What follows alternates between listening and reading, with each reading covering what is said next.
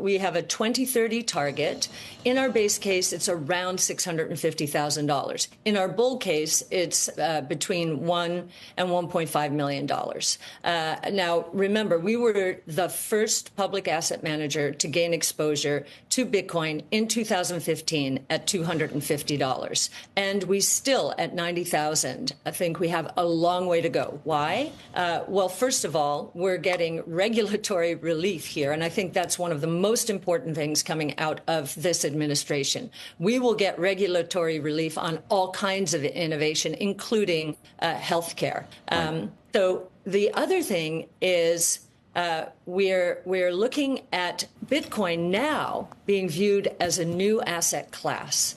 It's not just a global monetary system. It's a new asset class. And what that means is institutions and asset allocators generally are saying, wait a minute, this asset is behaving differently from all of our other assets. We need to include. So I think that's the next big move. And and if you look at years where the Bitcoin has halved and the inflation rate has gone now down to 0.9, it's usually had a nice big move. Going to a different economy. And we're going to be learning more about that as we go. But clearly, we're learning that things can be done from remote locations. We're learning that technology can replace people even more than we thought. We're not going back to the same economy. We're recovering, but to a different economy, and it'll be one that is more leveraged to technology. And I worry that that is going to make it even more difficult than it was for many workers. In Silicon Valley, and my friends who work in technology know that what we did to the manufacturing workers, we are now going to do to the retail workers, the call center workers, the fast food workers, the truck drivers, and then even bookkeepers, accountants, insurance agents, lawyers, and on through the economy. So what happened to the manufacturing workers is a very clear sign. And so we'll import Chinese-based CBDC technology. So it's going to be CBDC in a box provided to you by the People's Bank of China. But every stock, every bond, every currency, every commodity, every piece of art, every private business, every piece of real estate will eventually be a token on a blockchain, an entry on a ledger, permanent and immutable. We will have truth instead of trust, and we will save over $7 trillion a year. 6 to 8% of global GDP is wasted by the friction of the trust industry that's necessary when you have dual entry accounting. With triple entry accounting, which is what a blockchain is, we get rid of all of that friction. It's a beautiful future. Like what you see in China and their social credit scoring systems, right? If we get identity wrong, it could be a tool to enslave humanity. And if we get it right, it could be a tool to liberate humanity. And as an American, I'm obviously rooting for the one that's on the side of freedom. Bitcoin is an international asset. And also, I do believe the role of crypto is it's digitizing gold. I actually believe this technology is going to be very important. Look at it. We have been part of a huge revolution in investing through ETFs. We believe that ETFs will be changing the whole way we invest. Many people still use it as a means, people are investing it for indexing. No, the majority of people who are putting money in in ETFs are active investors that are buying exposure. The entire bond market is being transformed as we talk right now. I believe the next generation for markets, the next generation for securities will be tokenization of securities. And if we could have that distributed ledger that we know every beneficial owner, every beneficial seller, we all have our code of who's buying, who's selling, instantaneous settlement. And think about it, it changes the whole ecosystem. Chinese bank ICBC has been hit by a ransomware attack, and the U.S. Treasury market, as a result of that, has been disrupted. This, according to the Financial Times. We're getting it more right now with Bloomberg's Sonali Basak. Sonali, what do we know? Listen, we have the Financial Times now reporting that ICBC, one of China's largest banks here, was hit with a ransomware attack. And remember, they're a very significant intermediary in the Treasury market. The SIFMA has told his members that this has been part of the reason here that the system is kind of clogged up, if you will. During that auction that we saw a little bit before, the attack had prevented ICBC, according to the Financial Times, from settling Treasury trades on behalf of other market participants. A large executive at a major bank also telling the paper that such a large party on the fixed income clearing corp creates major concerns, potentially impacting the liquidity of Treasury markets. Now, it was not just a poor auction; it was absolutely lousy. And you know, when the dealers have to step in to save a Treasury auction, that's a rare occurrence. And welcome to the Crypto Teacher. And guys, please like and subscribe if you do like what you're listening to. Please inform your friends and family and spread it all over social media. It is imperative that we get back to learning finances and understand how the world really works, because once we understand how the world really works, we understand that it is all planned out. Now, I want to thank those who purchased the books Cryptoteacher and the New World Order book. Remember, the New World Order book shows you how the world really works, and it is definitely time for you to wake up out of that sleep, especially in the times that we're in right now. And 2024 is going to be one of our most entertaining years. We have the presidential election. We have the drums are beating. We have the emerging markets going to be flipping the switch on the fourth industrial revolution. And they finally start to cut rates. And we know Japan is going to start raising rates.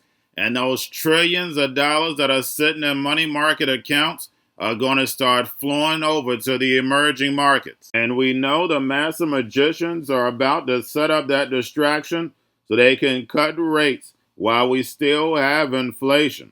And in the fourth quarter, once the election is over, the movie begins. In the first quarter, then the master magician set up a distraction so the Fed can cut rates, and then we move up. And also, guys, I want to thank those who purchased the 3 Kids books. It's time to re-educate. Also, much love to those who donate to the Cash App, Patreon. Much love. Keep it coming. Guys, if you're not a part of the Patreon, make sure you're donating to the channel through the actual Cash App. But guys, this next Bitcoin and crypto bull run is going to be a utility run. So you want to make sure you have the cryptos that have real utility. And much love to those who are shopping at both stores. Keep it coming.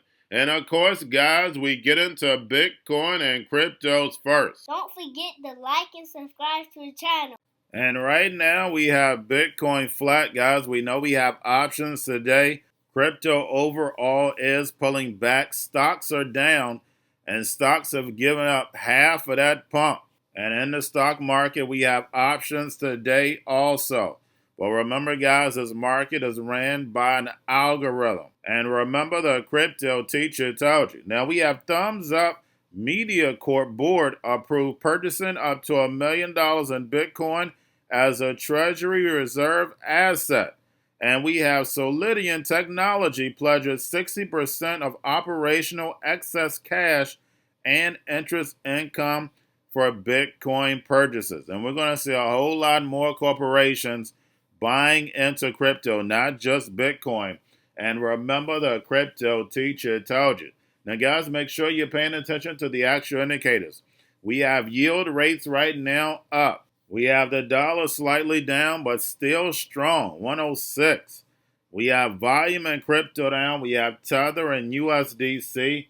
And I posted this in the Patreon yesterday. We have Tether to launch Hadron platform to simplify asset tokenization for everyone. And remember, everything is going to be tokenized and put on blockchain. That's the reason why we're seeing every sector of this economy being broken up. And the mainstream media always tell you AI, robots, algorithms, automation is the fix. And remember, the Crypto Teacher told you. And then we have the Fed. Repo yesterday was at $214 billion. Today it's at 172. Make sure you're pulling on a daily basis during the week. Now we have Trump selects Jay Clayton to go inside the DOJ. And I'm going to touch on Robert F. Kennedy Jr. in the second video. But don't forget, Jay Clayton wants these banks to consolidate. Don't forget he was in that FDIC meeting. Now we have the UK government plans pilot for a digital gilt instrument using distributed ledger technology. And of course, we have the Fed with the Fed now. But all these payments are going to be sped up with blockchain and tokenization. And then on top of it, blockchain as a ledger, so it's recording everything. So all the waste that we have in government that a normal person is taking advantage of, they won't be able to do it. And that's not going to stop those in power. We know they're going to have a private blockchain. But those billions and billions of dollars from fraud, oh, that's over. And remember, the crypto teacher told you. Now we have the Bitcoin, Ethereum spot ETFs, BlackRock, Fidelity, and Grayscale. Right now we have Bitcoin slightly up, and Ethereum spot ETFs right now are down. Now we have spot Bitcoin ETFs see 400 million in outflows, ending the 6-day inflow streak. So remember, guys, make sure you're paying attention to inflows and outflows. We know going towards the end of the month, we have outflows. And we see the stock market has given up half of that big pump. And the same thing is going to happen to cryptos. And we know at the end of the month, we know these contracts, these future contracts, end also. Now we have Goldman Sachs reveal 710 million in Bitcoin ETF holdings. And when it comes to the big banks and big corporations, we don't listen to what they say. We follow the money. And remember, the crypto teacher told you. Now, getting over into a little crypto news, we have Solana powers 89% of new tokens launched. And we know most of those are meme coins. And at the end of the day, that's not going to be a good thing once we get regulation. And the great part about Mika starting December 30th is that we get to watch how Europe is going to play it, because most likely the United States is going to do something similar. And then lastly, guys, we have XRP getting a pump as Gary Gensler is set to leave the SEC. And we know he's going to leave. Don't forget, Jay Clayton is the one who started the war. It's just that Gary Gensler inherited. And his job was to kick the regulation can down the road, giving the emerging markets enough time to rise, and the United States follow.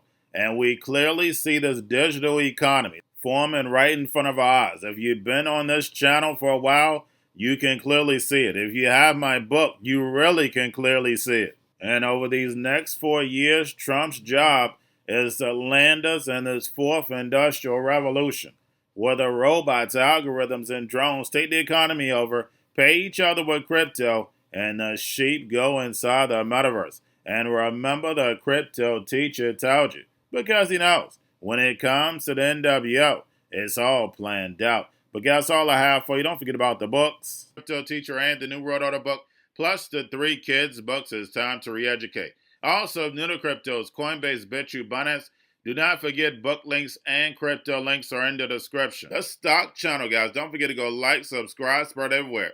You have your Kobo, your chip stocks, your banking, your gaming. While everybody's sitting at home, get home stocks, the Seaver, the biotech stocks. And while everybody's at home wishing they were still getting that free money, what are they doing? Drinking and smoking weed. Don't forget about those stocks, and you have a wonderful day. The most powerful person in the world is the storyteller. The storyteller sets the vision, values, and agenda of an entire generation to come. Steve Jobs. And guys, you know I truly believe in this. When you look at the New World Order, they're the storytellers. And that's the reason why I wrote my New World Order book. But guys, now it's time to change the current generation. And I wrote 3 kids books. You know, I love the Trinity because I understand the power that's in it. So I have 3 books. We have an opportunity to change the generation, to educate, not just me, but I want to show you that I take action on a daily basis. And I want you to take action on a daily basis. Whether it's your job, whether it's in your community, we have an opportunity right now to educate the masses. I posted this on my Twitter account. Please share, but this is a short clip of the 3 books. There's going to be a clothing line and action figures. Please get these books for your kids, nephews, cousins, friends, so therefore we can start the re-education now.